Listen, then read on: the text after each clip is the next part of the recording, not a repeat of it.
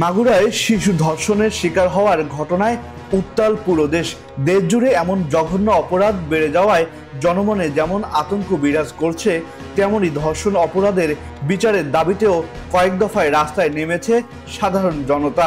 এমনকি সোশ্যাল মিডিয়াতেও সরব থাকতে দেখা যায় দেশের স্বনামধন্য কিছু তারকাদের। এবার নিজের সোশ্যাল মিডিয়ায় দুঃখ প্রকাশ করলেন দেশের সঙ্গীত অঙ্গনের জনপ্রিয় সঙ্গীত শিল্পী আসিফ আকবর।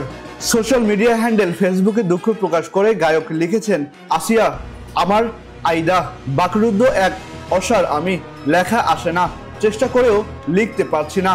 তার এমন আবেগঘন স্ট্যাটাসের মন্তব্যের ঘরে সাড়া পড়ে তার অনেক ভক্তের। সেখানেও সবাই এই অপরাধের বিচারের দাবি জানায়।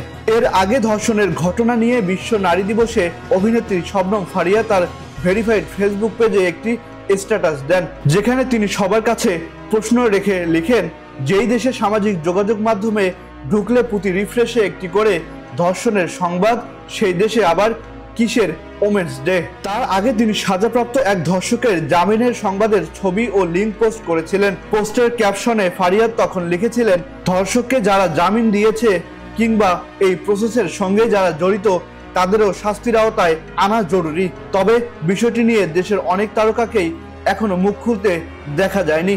এরপর ঢাকাই সিনেমার মেগাস্টার শাকিব খান নিজের ফেসবুকে হ্যাশট্যাগ দিয়ে অপরাধীদের বিচার চেয়ে একটি লেখা পোস্ট করতে দেখা যায়। এদিকে মাগুরায় শিশু ধর্ষণের ঘটনায় করা মামলার বিচার 180 দিনের মধ্যে শেষ করার নির্দেশ দিয়েছেন হাইকোর্ট। নারী শিশু নির্যাতন ও দমন ট্রাইব্যুনালকে এই নির্দেশনা বাস্তবায়ন করতে বলা হয়েছে। তার আগে শিশুটিকে নিয়ে পত্রিকায় প্রকাশিত প্রতিবেদন আদালতের নজরে নিয়ে আসেন ব্যারিস্টার মাহাসিব হোসেন। তিনি শিশুটির স্বাস্থ্য সুরক্ষার জন্য প্রয়োজনীয় ব্যবস্থা নেওয়ার আর্জি জানান।